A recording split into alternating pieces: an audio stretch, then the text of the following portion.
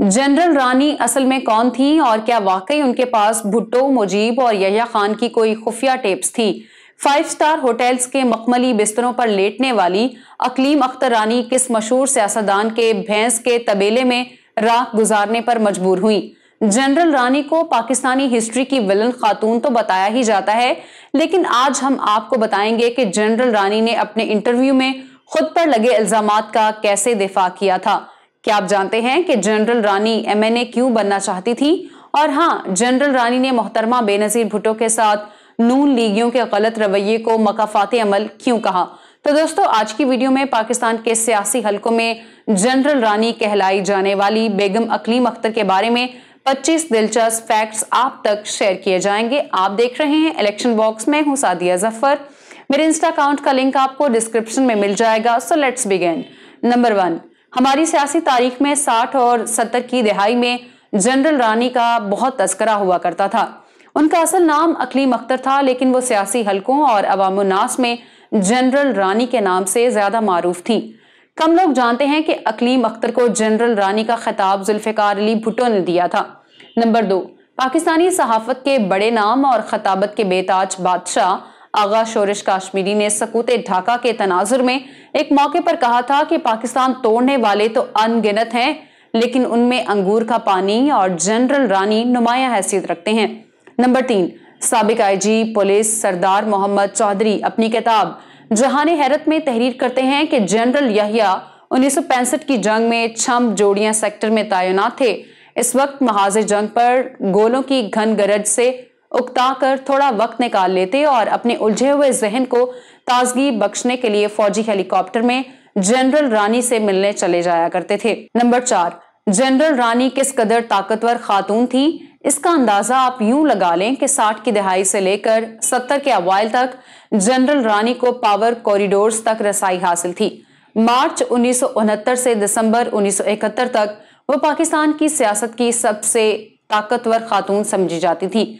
अगरचे उनके पास कोई भी सियासी ओहदा ना था और ना ही वो जनरल यहिया खान की शरीके हयात थी, लेकिन फिर भी उन्हें इनडायरेक्टली पाकिस्तान की खातून अव्वल समझा जाता था।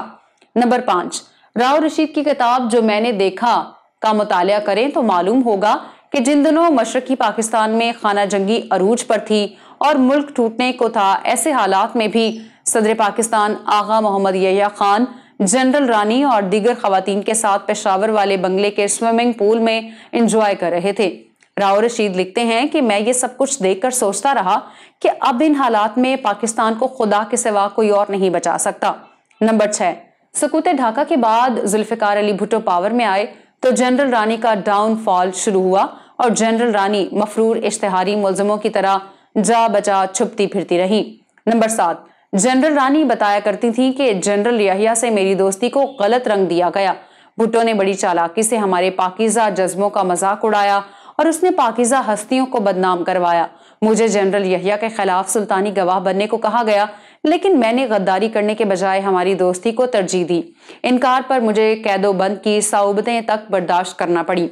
नंबर 8, अकलीम अख्तर अलमारूफ जनरल रानी लाहौर में अपने चाहने वालों से पनाह की दरख्वास्त करती रही, लेकिन किसी ने उन पर तरस ना खाया। फिर एक शब वो आगा शोरिश काश्मीरी के दहलीज पर आन खड़ी हुई। जनरल रानी ने शोरिश काश्मीरी की बेगम साहिबा से कहा, मुझे पनाह चाहिए, मैं एक मजलूम खातून हूँ, मुझे जमाने ने धुतकार दिया है। उस मौके पर आगा शोरिश काश्मीरी जनरल रानी से कहने लगे, मैं तुम्हें अपने यहाँ ज्यादा देर तक पनाह नहीं दे सकूंगा। फिर जनरल रानी ने वो रात शोरिश काश्मीरी के घर के अकब में भैंसों के लिए बने एक छप्पड़ के नीचे गुजारी और सुबह होते ही वो चल दी। नंबर 9, जनरल रानी जिस रात आगा शोरिश काश्मीरी के पास पनाह लेने पर मजबूर थी, तब उन्होंने एक तस्वीरी एल्बम उनके सपुर्द की, जिसमें पाकिस्तान के सिविल और मिलिट्री ब्यूरोक्रेट, सियासतदानों और सरमायादारों की खुफिया जिंदगी की तमाम रिकॉर्ड था। शोरिश काश्मीरी वफादार इंसान थे। उन्होंने जनरल रानी से यह कहते हुए सारी एल्बम नजर आतिश कर दी कि इक्तदार से महरूम होने वाले लोगों के ऐब उछालना बुज़दिलों का काम है। नंबर 10, हमारी सियासी तारीख का मुतालिया किया जाए तो इल्म होगा कि अकलीम अख्तर रानी जनरल आगा मोहम्मद यहिया खान की खास समझी जाती थी। फिर सबने देखा कि जनरल रानी ने हुकूमती ऐवानों से लेकर ब्यूरोक्रेसी तक सबको अपना गर्विदा बना लिया। साबिक आईजी पंजाब सरदार मोहम्मद चौधरी की किताब जहान हैरत में जनरल रानी के हवाले से कई किस्से कहानियां तहरीर हैं।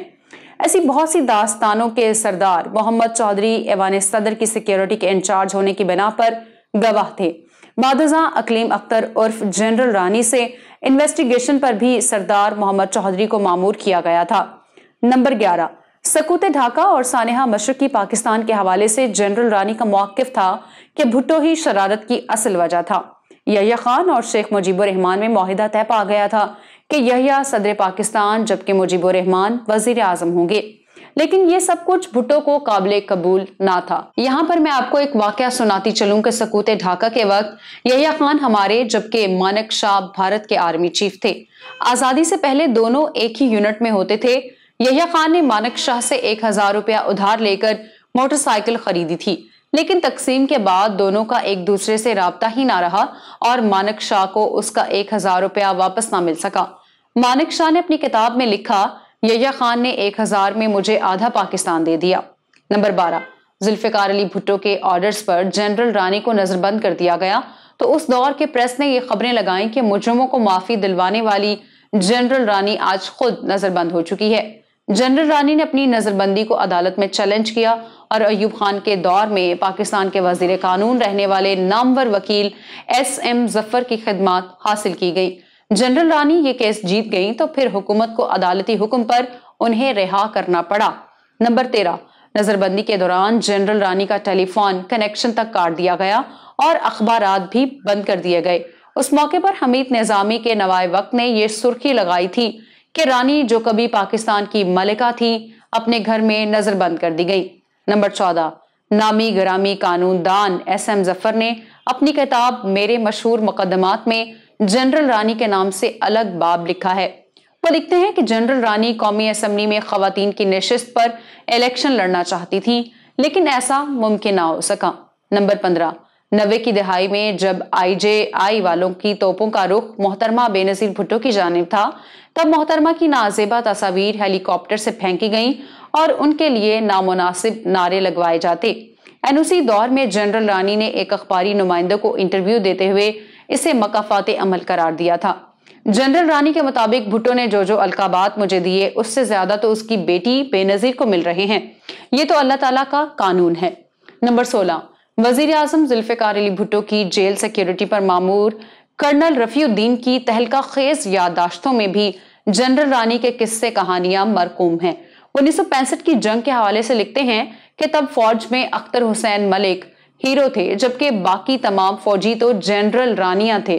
नंबर 17, 1977 में जनरल ज़ियाउल हक ने भुट्टो हुकूमत का खात्मा करते हुए मार्शल लॉ नाफिज कर दिया तो जनरल रानी को भी रिलीफ मिला। 1981 में जनरल यहया खान का भी इंतकाल हो गया। 80 की दिहाई में मनशियात स्मगलिंग के मामले में मुलविस होने की वजह से अकलीम अख्तर रानी एक बार फिर प्रेस का मौजू बनी, लेकिन उन पर यह इल्जाम साबित ना हुआ और उनकी जान खलासी हुई। नंबर 18, साल 1932 में पैदा होने वाले अकलीम अख्तर के वालिद राजा मुजफ्फर हुसैन महकमा ज़राअत के ऑफिसर थे। अकलीम अख्तर सिर्फ मैट्रिक तक पढ़ सकी। उनकी शादी कम उम्री में एक पुलिस वाले से कर दी गई थी। उनके शौहर चौधरी गुलाम रजा पुलिस में DSP के ओहदे तक पहुंचे। यहाँ पर मैं एक दिलचस्प वाकया आपके साथ शेयर करती चलूं। अकलीम अख्तर अपने शौहर के हमरा मरी के मॉल रोड पर पैदल चल रही थी कि हवा के एक झोंके से उनके चेहरे से नकाब हट गया। शौहर ने यह समझा कि मोहतरमा ने अपना बुर्का जानबूझकर हटाया है, तो फिर क्या था, उसने भरे बाजार में सबके सामने अकलीम अख्तर की बेइज्जती शुरू कर दी। किताबों में तहरीर है कि उस मौके पर अकलीम अख्तर के सब्र का पैमाना लबरेज हो गया और 6 बच्चों की मां ने सबके सामने अपना बुर्का उतार फेंका और अपने थानेदार शौहर से बोली, आखिर तुम होते कौन हो इतनी गैरत दिखाने वाले। उन्होंने अपने एक इंटरव्यू में बताया था कि मरी मॉल रोड पर अपने शौहर का हद तक आमेज सलूक देखकर मुझे अपने ऊपर काबू ना रहा। मुझे लगा कि बस बहुत हो गई। मैं उस वक्त अपने खाविंद के चेहरे को नोच डालना चाहती थी, लेकिन मुझे सिर्फ एक बात रोक रही थी कि उस वक्त मॉल रोड पर बहुत भीड़ थी। उसके बाद हालात अकलीम अख्तर रानी को किसी और डगर पर लेकर आए और यहाँ से उनके इक्तदार के मसनद नशीनों से ताल्लुकात बनते गए। नंबर 19, जमात इस्लामी के सीनियर रहनुमा डॉक्टर फरीद अहमद पराचा की कोट लखपत जेल में जनरल रानी से मुलाकात हुई। जनरल रानी ने फरीद पराचा को बताया मेरे पास भुट्टो और यहया की मुलाकातों की एक ऐसी रिकॉर्डिंग मौजूद है जो साबित कर सकती है कि सकूत ढाका का जिम्मेदार ना मुजीब है ना यहया, बल्कि सिर्फ भुट्टो है। जनरल रानी हमेशा यहया खान को सादा दिल और भोला भाला करार देती और कहती कि भुट्टो ने मुझे जेल में इसलिए डाला है कि मेरे पास इसकी और यहया की गुफ्तगू की कैसेट है।